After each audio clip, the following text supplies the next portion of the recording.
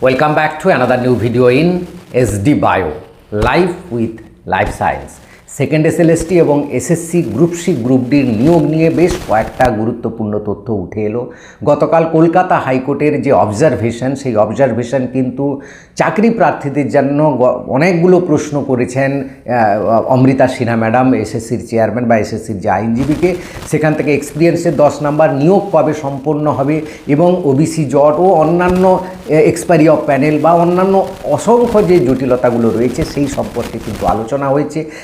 তার সম্পর্কে বিস্তারিত আলোচনা করব। নিয়োগ কবে শেষ হতে যাচ্ছে সেই খবরও উঠে এসছে এবং তার সঙ্গে SSC group C group D কি কতটা পিছিয়ে যেতে পারে, বা আরেকটি যেটা খুবই সেনসিটিভ বিষয় আমাদের কাছে বর্তমানে হয়েছে, যেটা জটিলতার প্যাঁচের পর প্যাঁচ জড়িয়ে যাচ্ছে, চাকরি প্রার্থীরা হাহাকার করছে, সেই ওবিসি জট কিন্তু আবার জটিলতার মধ্যে যাচ্ছে। গত দুদিন ধরে যে সমস্ত আইনজীবীরা যে কথা বলছেন সেটাই তাই হচ্ছে এবং অমৃতা সিনহা ম্যাডামও সেই কথা জানালেন।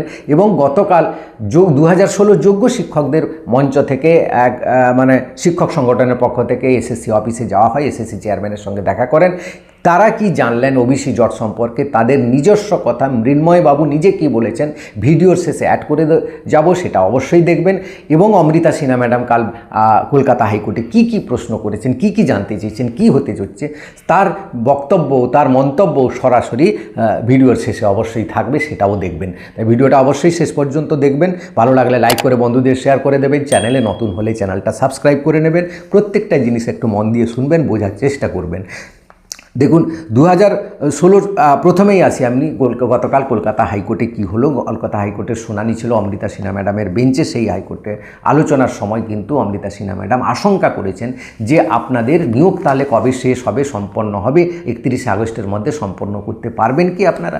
তখন এসএসসির চেয়ারম্যান, এসএসসির যে আইনজীবী ছিলেন, তিনি কিন্তু স্পষ্ট করে না বলে একটু আমতা করে জানিয়েছেন যে না, আমরা আগামী 2 সপ্তাহের মধ্যে সুপ্রিম কোর্টে যাব, আমরা এক্সটেনশন চাইব। তো এই এক্সটেনশনের কথা আমি বহুদিন আগে থেকেই 2-1বার বলেছি এবং সেটা 31শে ডিসেম্বর পর্যন্ত যাচ্ছে এবং যাওয়ার যে এখন যা পরিস্থিতি সেই পর্যন্তই যাবে, 31শে ডিসেম্বর পর্যন্ত যাবে বলে বিভিন্ন সংবাদ মাধ্যমে এইরকমই খবর। এবং এরই মধ্যে যে ওবিসি নিয়ে যে জটগুলো রয়েছে বা এক্সপিরিয়েন্সের 10 নাম্বার, এক্সপায়ারি অফ প্যানেল ইত্যাদি নানা রকম বহু মামলা রয়েছে কলকাতা হাইকোর্টের, সেগুলোকে নিষ্পত্তির করতে বললেন এবং কলকাতা হাইকোর্টের বিচারপতি বললেন আপনারা এবার দ্রুত ঘর গোছান। এই কথাটা কেন তিনি বললেন? এই কারণে বললেন যে এই প্যানেলের মধ্যে যোগ্য শিক্ষকরা রয়েছে যাদের এক্সপায়ারি হয়ে যাবে 31শে আগস্টের পর, তাদের মানবিক দিকগুলোর সমস্ত কিছু তিনি ফিল করেছেন। এই জন্য তিনি এসএসসিকে এই সাজেশানগুলো দিয়েছেন যে আপনারা তাড়াতাড়ি ঘর গোছান। এবং তারা 2 সপ্তাহ সময় চেয়েছে, 2 সপ্তাহ সময়ের মধ্যে তারা সুপ্রিম কোর্টে চাইবে। অর্থাৎ এই সমস্ত প্যাঁচগুলো কিন্তু খুলতে আরও কিছু সময় লেগে যেতে পারে বলে আশঙ্কা করা যাচ্ছে। অর্থাৎ সেকেন্ড এসএলএসটি আবার 31 ডিসেম্বর পর্যন্ত ডিলে হবে। এই সেকেন্ড এসএলএসটি 31 পর্যন্ত ডিলে হয়ে যাওয়া মানে এসএসসি গ্রুপ সি গ্রুপ ডিটাও ডিলে হয়ে যাবে। কারণ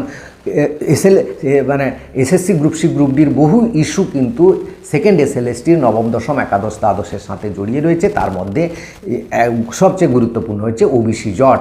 এখন এই ওবিসি জটটা নিয়ে বিভিন্ন যে আইনজীবীরা রয়েছেন যারা হাইকোর্টে লড়েন, তারা কিন্তু গত 2 দিন ধরে কিন্তু এই দিয়ে নানা রকম কথাবার্তা বলছেন, বিভিন্ন মাধ্যমে শোনা যাচ্ছে। তারাও কিন্তু বলতে পারছেন না যে কি হবে অ্যাকচুয়ালি।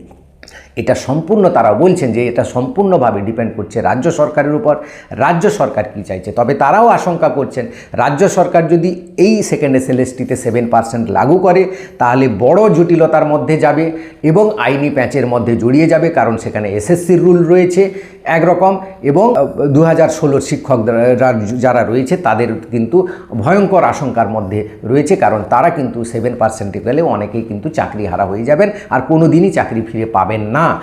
তাই এই জটিল প্যাঁচটা যে কীভাবে খুলবে সেটা হয়তো রাজ্য সরকার আলোচনা করছে বা আলোচনা চালাচ্ছে বা তারা কিছু একটা ডিসিশন নিয়েছে। আরেকটি শিক্ষামন্ত্রী বলেছিলেন যে আমাদের সামনে 2টো দরজা রয়েছে, এই 2টো দরজা না খুললে আমরা পরের দরজায় যেতে পারবো না, যেটা এসএলএসটি নিয়ে তিনি এবং SSC group C group D বা এই সমস্ত নিয়োগ নিয়ে বলেছেন। এবং এই যে আইনি জটিলতার মধ্যে রয়ে যাওয়ার জন্য এসএলএসটি 3 কিন্তু আপাতত এখন হচ্ছে না, এটা ধরেই নিতেই পারো। তবে আপার প্রাইমারি টেট কিন্তু খুব শীঘ্রই হবে। সেটা হয়তো যোগ্য মানে আমাদের শিক্ষকদের জন্য স্পেশাল টেটও হতে পারে একটা, এবং তার সাথে আর একটা টেট হবে যেটা হচ্ছে ফ্রেশারদের, শুধুমাত্র ফ্রেশারদের জন্য একটা টেট হবে। তাই আমি বলবো সবাইকে টেটের জন্য আপনারা পড়াশোনা করুন, নাহলে কিন্তু বিপদে পড়বেন যে কোনো মুহূর্তে। আমি এও বলছি যে সেপ্টেম্বরের মধ্যে কিন্তু একটা নোটিফিকেশান হবে আপার প্রাইমারি টেট, এবং সেটা মার্চের মধ্যে পরীক্ষা হবে এবং 1 লক্ষ শূন্য পদ পূরণ হবে আগামী 2027-এর মার্চের মধ্যে। এই কথাটা কিন্তু রাজ্য থেকে বারবার বলা হচ্ছে, সরকারের পক্ষ থেকে, এটা আমার আপনার কারোর কথা নয়। এসএসসি গ্রুপ সি গ্রুপ ডিটাও কিন্তু তাহলে এটা ডিলে হলে, এই ওবিসি জটটা না খুলে এসএসসি গ্রুপ সি গ্রুপ ডির রেজাল্ট কিন্তু বেরোবে না। তবে আশা করা যাচ্ছে আগস্টের মধ্যে এই জটিলতাগুলো সম্পূর্ণ হয়ে যাবে এবং আগস্টের শেষের নাগাদ হয়তো আগস্টের মধ্যেই কিন্তু এসএসসি গ্রুপ সি গ্রুপ ডির রেজাল্ট কিন্তু বেরিয়ে যেতে পারে, যদি এই জটিলতাটা কাটানো যায়। এবার 2016 সালের শিক্ষক সংগঠনের পক্ষ থেকে যে দেখা করা হয়েছিল এসএসসি অফিসের চেয়ারম্যানের সঙ্গে, সেখান থেকে বলা হচ্ছে যে তারা বিভিন্ন অফিসে, বিধান ভবনে গেছেন, বিভিন্ন অফিসে গেছেন, কিন্তু কোথাও কিন্তু ওবিসি জট নিয়ে ক্লিয়ার আইডিয়া পাচ্ছেন না বা ক্লিয়ার মেসেজ তাদের কাছে নেই, এবং তারা আরও অনেক কিছু আলোচনা করেছেন যেগুলো তারা সোশ্যাল মিডিয়াতে বলতে চাইছেন না, কারণ সেগুলো সেনসিটিভ ইস্যু, সেগুলো বাইরের মাধ্যমে বলা যাবে না। তো সেক্ষেত্রেও দেখা যাচ্ছে যে যোগ্য শিক্ষক সংগঠনকেও কিন্তু এসএসসি ক্লিয়ার করতে পারলো না ওবিসি নিয়ে 7% হবে না 17%। তো এবার আমরা দুটো জিনিস আপনাদের সঙ্গে অ্যাড করে যাচ্ছি, একটা হচ্ছে অমৃতা সিনহা, বিচারপতি অমৃতা সিনহার বক্তব্য, এবং তার সঙ্গে যোগ্য শিক্ষকরা কী বললেন ওবিসি জট নিয়ে, সেই সম্পর্কটাও অবশ্যই দেখুন। ভিডিওটা ভালো লাগলে লাইক করে সবাইকে শেয়ার করে দেবেন, এবং চ্যানেলে নতুন হলে চ্যানেলটা সাবস্ক্রাইব করে নেবেন। Thank you. যে বিকাশ ভবনে আজকে খুবই গুরুত্বপূর্ণ একটা মিটিং হয়েছে। এখানে লাইভে সবকিছু বলা সম্ভব নয়, কিছু জিনিস মানে আমি বলছি, কিছু জিনিসের মধ্যে একটা বিষয় বলবো। এই 2025-এর যে সিলেকশন প্রসেস SLST 2, সেটা কিন্তু খুব তাড়াতাড়ি কিন্তু শুরু হতে চলেছে, কিন্তু একটা কন্ডিশন আছে। কন্ডিশনটা প্রথম থেকে যে কন্ডিশন, যেহেতু এটা হাইকোর্টের একটা কেস চলছে, মানে এটা বিচারাধীন একটা বিষয় আছে, হাইকোর্টের রায় যেমন হবে সেরকম ভাবে কিন্তু এই গভর্নমেন্ট কিন্তু বারবারই বলছে কোর্টের অর্ডার যেভাবে হবে সেইভাবে সবকিছু করবে।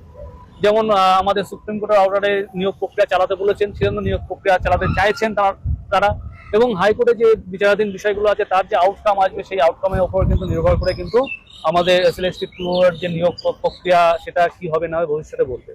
ওবিসি সংক্রান্ত বিষয়ে কিন্তু এখনো বিভিন্ন জায়গায় আমরা কথাবার্তা বলে দেখেছি, পুরোপুরিভাবে কিন্তু কোনো আপডেট নেই। সেই জন্য নিজের মন গড়া কথা বলবেন না, অন্যকে ভয় ধরাবেন না। কি হবে না হচ্ছে 7%, এদিকে হচ্ছে 17%, এই সমস্ত বিষয় বলবেন না।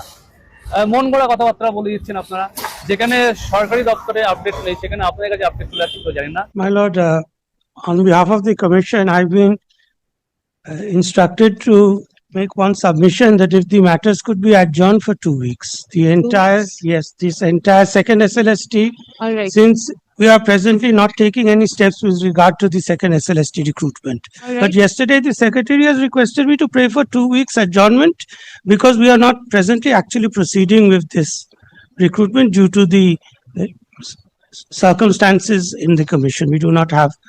All right. What will happen to the Supreme Court timeline? Possibly there will be a prayer for extension because What is going to happen to these candidates? Very sad for these people who are without a job for years together. 2016 appointment lost. Very sad. A lot of issues to be dealt with. my lord. Lot of issues to be done. Reservation. Yes, that's the biggest right now. Denmark issue. Old versus new.